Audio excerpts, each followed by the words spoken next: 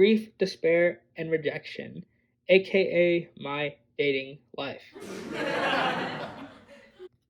What is good? What is up, YouTube? Winning Image here. I bring you guys my honest thoughts on every single Overdress deck from set 1. So with set 2 on the horizon, instead of just going through deck profile after deck profile after deck profile after particular deck profile, well, some of you guys have asked for a few specific ones, and I'm sorry that's taking so long, but the wait is over. I think it's a really good idea for me to just knock them all out in one and give you guys my thoughts on what I've been playing, especially since a lot of the decks that I've been playing underwent some changes since the videos that I made with them. Now, I'm really excited to show you guys every single Overdress deck. It's really been fun to play this format, and every single one of these decks is unique, as well as have their own different playstyles which make them great. So for this video, I'm going to divide these up. There's going to be timestamps for every deck, and you guys will be able to go to whatever part of the video you want to hear my thoughts, as well as see my deck list fully laid out, so you guys could take with it, critique it, just let me know what you guys think. So with that being said, I'm excited, you're excited, let's go. Vairina. So starting off with the titular deck of the Overdress series, we have Overdress Vairina using Nirvana. So this is a really cool deck out of Overdress set 1, being able to be the main character's deck, and as you know, you gotta pick it up now because it's gonna be good really down the line. So this is a really interesting thing that I did with my deck. I started to play the fronts over the draws. So what I found with the draws is that it's just a 5k shield, and usually I'm just going to call it, right? So I really just wanted some more value that, or discard it even for a Trickstar. So I really just wanted more value that I could get out of my trigger lineup that I wasn't really seeing playing the draws. Now, with the draws, you're always going to be drawing either a 5k shield, so only a 10k shield value unless you draw the Burn Bright, but even then that's conditional or another trigger, or just something that you have to wait another turn to use, so nothing that helps with your survival really. So that's why I decided to play the fronts, because the fronts are so good. If you damage check it, it turns your Vairina Caliente to basically unhittable because it'll be 33k if you have 2 Overdress units under it, as well as give you a lot of offensive firepower to make your attacks more threatening. That's why I went to the fronts, and I really think this deck is kind of a mid-range deck right now. It's not necessarily the best deck out of set 1, but come set 2, when we get Vairina Elgar and that crazy card combo thing, 7 attacks, we know it's going to bring the spice, and I really can't wait to play it and show you guys how that deck works, because it's definitely been a blast. So that's why looking ahead has been really good. And then another card that I play that's a little different is Blaze Maiden Renewed. This card, when it attacks, gains 2000 power. This is on Vanguard and Rearguard, so usually I like to call this early and aggress my opponent, get into a high damage count, so they have to take my Valiente. Now, 9 times out of 10 it's not going to hit, but when it does, you could definitely thank this card if it's on the field, because you could just threaten more damage that way, which is honestly really good for one of those quote-unquote 3 attack decks. So yeah, that's it for Vairina. I keep that in this really nice Kai deck box, so on to the next deck. Orfist. Orfist is a really fun one for me. As a Brandgate player in the past, being a Nova Grappler kind of main, I guess you could say, Orfist was a deck I was really looking forward to because the Seraph Snow doesn't really look like Nova Grapplers. What I found playing this deck, it maintains advantage amazingly well and has a lot of concepts that could be developed later. Now, one of the cards that makes this deck really good, especially set 1, is this card, Lightning Thief Monster Jobatail. With its skill to essentially attack a column, it's always going to subtract your opponent cards. Even if you attack your Vanguard, they're still going to lose their Vanguard booster if they don't guard for it. Now, this is one of the cards that's definitely going to be changed out later as the deck naturally progresses, because the set 2 support comes with a lot of good cards. Obviously, you have the order that creates a Shadow Army token, because as of right now, Orfist is the only one that can make it. And you also have a way to retire cards on your opponent's field, making your plays a lot better because you're going to be able to generate more advantage, more power, faster than your opponent can respond, which is what makes this deck better going forward. It's super easy to get off. All you really got to do is draw one of your orders. Usually you want to get this one, Hallowing Moonlit Night. Hallowing Moonlit Night is essentially an upstart goblin because it makes it so you already have 46 cards in your deck. This makes it so you're actually playing 42 because when you play it, you draw a card. So it's really good for that reason. Just replacing itself, hopefully get something better. So it's for that reason I really like Orfist, this format. And going forward, set 2 going to be a lot of fun. Another card that I find really interesting is this card, Drumir. This one says Counterblast 1, Soul Blast 1. If you have Abyssal Dark Knight, you can draw. Now, this is really good because it helps you maintain advantage as well. Honestly, this whole deck's pretty much maintaining advantage the deck. So that's why you're able to play fronts instead of draws. And honestly, I may even bump the fronts count up to 4 or even more, because it turns your 30k Shadow Army token columns into 40k. And that's a 2-card 15k shield at least from your opponent. So yeah, that's a really good way to kind of develop this deck going forward. And set 2 has a lot of cool options to really push it over the edge. Now, I keep my Orfist deck in Dragonic Overlord the End deck box, and my set order marker is Sayo from Roselia. Eugene. This one is for the boys back home. This is a really cool deck out of Overdress set 1, with its skill to essentially be a control-based deck and retire your opponent's rear guards. Eugene has this really cool skill which allows itself to power up and retire your opponent's field, as well as generate advantage for yourself by top calling cards. Now, this deck, if I was to sum it up after playing it a lot, better than you think. Tribash is able to give your Vanguard attack critical pressure with its skill to send itself to Soul to give your Vanguard a critical, usually 9 times out of 10, unless your opponent has like a field of Vasados or Trickstars. But that made the fronts more threatening, and I definitely want to consider upping the fronts in future builds. It made it so you could play draws as well as a good mix of rainbow kinda, so you could have a good variety of triggers for every situation.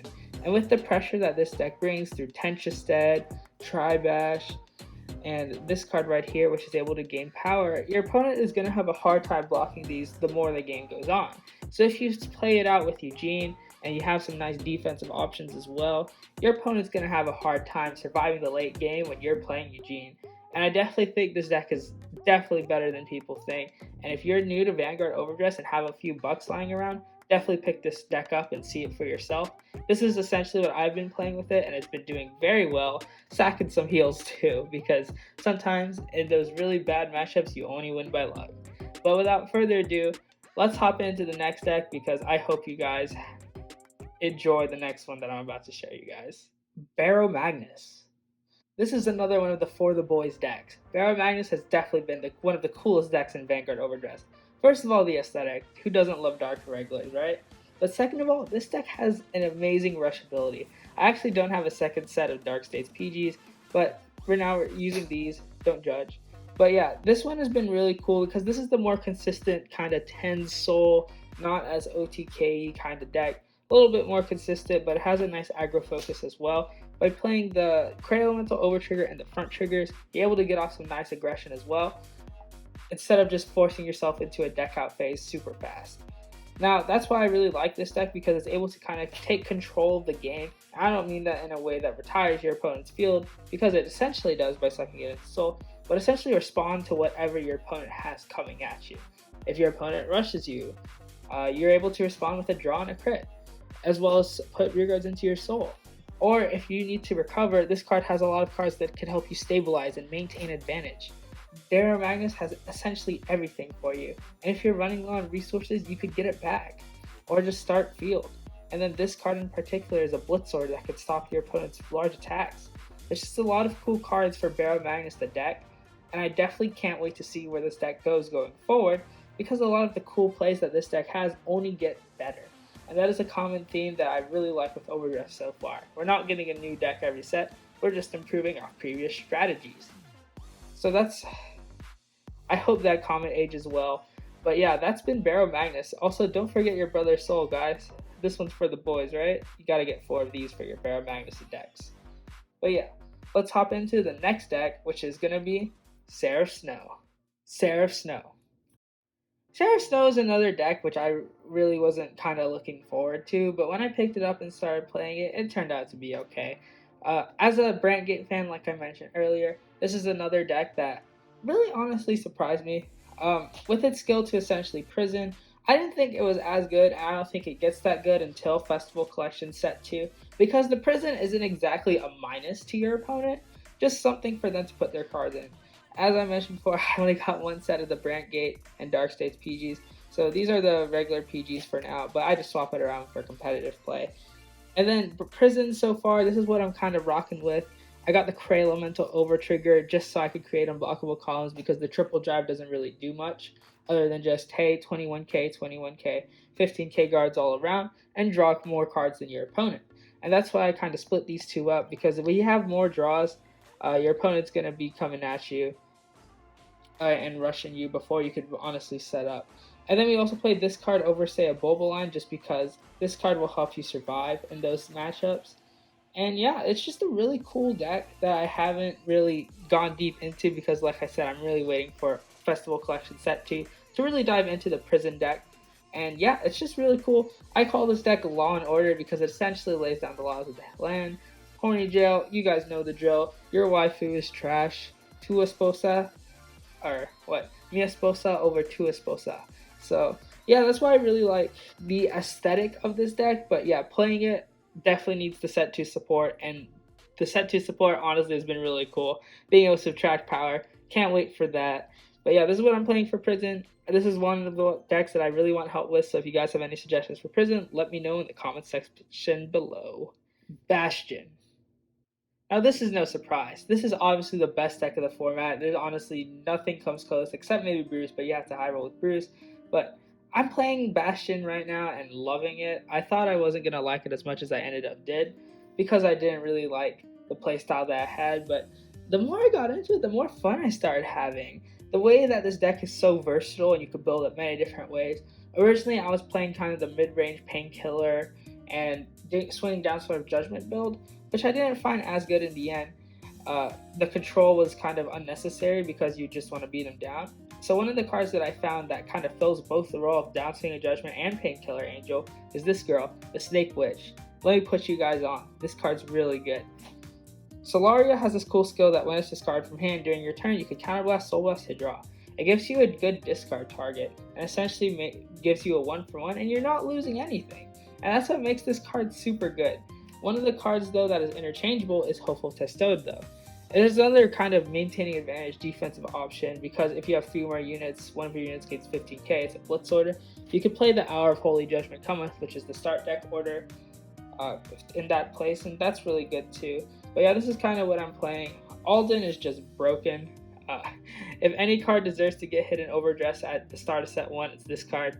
Drawing 2 is just insane because with this deck, you usually would think, oh, just rush it. It doesn't have much defense. That's true. But if your opponent has 2 autos, they're essentially just drawing like 10 bajillion cards and you can't stop them. And if you need Soul, Refluke has you covered. You got Fasado, who can't be touched by anything. So against Prison and Orfist and Vairina even, they can't even touch this card. So it just has anything and everything you want from a deck, and fronts help out a lot more than draws just because with the draw triggers in this deck, you were just going to draw a grade 3 like 90% of the time. So just get more value out of it. Play some fronts, guys, and then just drop the 3 that you already have in your hand. So yeah, that's really it for Bastion. This is what I think is kind of the best and optimal build for it right now, and what I've had the most success with at the local level because we can't really have regionals and I didn't play in BSFO. So yeah, that's it for Bastion. Now let's head on to the only deck that could kind of say directly counter it. Bruce. Final Rush. This deck is easily the best investment that you can make in Card 5 Vanguard Overdress, and here's why. Leonard set 2. That's literally it. Multi-attack, removal, everything you want. This deck has everything. This is why people refer to Bruce as the good stuff, because it takes aspects of every clan in Vanguard, or not clan, every deck in Vanguard, and combines them into kind of one deck, with its effect to kind of gain criticals and have pressure, soul charge and maintain advantage, have some extra defense, get whatever you need in terms of combo pieces, draw more cards, gain power, and have an optimal final rush play, no pun intended. But yeah, the final rush can't be stopped really because all your opponent needs to do is make it to turn 4, and that's really it. Your best chance to kill them is usually before then because by that point in the game, if they've set up, they're pretty much set up for the rest of the game, and that's what makes this deck so good. And this is why I'm kind of playing this version of the deck using Electro Spartan and Brody to kind of get to that turn 4 with ease, just because dropping 1 card for 1 attack is just nuts. And the draws help you see your combo pieces, as well as the Overtrigger, which is insane. Especially if you check this early, oh man, you pretty much won the game off that. But yeah, there's some cool stuff in the Final Rush deck. I definitely think Bruce is one of the decks that you gotta watch out for set 2. And if you have it, hold on to it. This deck is definitely one of the best investments, like I said, with how easy it is to pull off. And yeah, now we're gonna hop into another one of my favorite decks of Overdress set 1, Zorga. Alchemagic. Alchemagic is the coolest mechanic, I think. With its skill to use 2 orders in a turn, essentially break the game. It has a lot of cool plays as well as things that you can do with it. Another one of those 3 attack decks in the Cardfight Vanguard Overdress format. This deck has cool ways to take advantage of some of its orders, and that all starts with Grief, Despair, and Rejection, aka my dating life. But yeah, I like to name the orders in this deck. First of all, we have Dum Dums, we have My Dating Life. This is Mount Mofo, because that's what Zorga's standing in front of, and this is something I will not say on camera. And Hydraulic Ram Dragon is another card that's really powerful in this deck, which I don't see many people taking advantage of. With a skill to turn itself into an 18k attacker, it just gives you heightened aggression, and I think a deck that needs it, because it's able to maintain a hand, maintain defenses, maintain a field very well. You just want more powerful attackers to defeat your opponent, and Hydraulic Ram Dragon lets you do that. This deck going forward, I think, has the best boost matchup, and it's definitely one that if you definitely want to play set 2 format, because of its ability to kind of play around the lands, play around whatever, and have cool more orders that you can add to your deck that will help you get orders back for every situation, especially if you need one of these, because my biggest problem is not having one of these at all points of the game that could help you push, because with the Persona Ride, you'll essentially be able to give your front row 20k, which puts your opponent out of like single card guard for literally everything. It's kind of insane, and even with the boosted front triggers, it's still pretty insane. Yeah, that's why I really like Alchemagic coming up. This has definitely been, like I said, one of the coolest mechanics, breaking the game using 2 orders. So yeah, let me know what you guys think of this deck. I'm very curious to see what you guys think of the Alchemagic deck. It's one of the most popular Overdress decks as well in terms of like people who like it. So yeah, and now we're on to Hexaorb. Hexaorb Sorceress. Okay, so here's the story with Hexaorb. I actually don't have the full deck for it. I have played it once, so I could kind of talk about it, but here are all the cards that I need to switch around in my Keter Sanctuary deck to make it a Hexaorb deck, because I don't have another trial deck, nor do I have spare sleeves, which is kind of bad of me. But anyways, like Eugene, if I was to solve this deck, I think it's better than people think, especially next set when it gets the support to help it draw more cards, maintain advantage, so your opponent can't necessarily just attack through your hand. It's really, really cool. Now, Hexaorb Sorceress, why do I think it's better than people think? Because of this skill. If you Persona Road this turn, Counterblast 1, Soul Blast 1, put a front or crit from your hand into the top of your deck, and it gets Drive +1. You know what that means? More chances to hit your Overtrigger. And now the deck that needs no introduction, Magnolia. Magnolia has been my favorite deck out of Overdress set 1, with its skill to essentially multi-attack, aggress super hard and early at your opponent, and basically get off everything it needs to power up and defeat your opponent with ease. Ha, that rhymes. But yeah, Magnolia with its skill to essentially be a 4-attack deck on turn 3 and 6-attack deck going forward should you Persona Ride, and have ways to maintain advantage through Ghost Chase, Alinea, a bunch of other cards. The evolution of this deck kind of really played well into it, because originally we were playing the Zorga engine, then we were playing the Zorga Magnolia engine, then we went back straight to Magnolia and figured out that it was the best kind of aggression that you could have in a deck. So yeah, that's why I really like this deck. It really suits my style well in terms of being an aggressive player, being a Royal Paladin stand back in the day, being a Blaster Blade stand in V-Series with its skill to gain a crit. Just any damage that you could do to your opponent early is good damage, just because it puts them one step closer to death.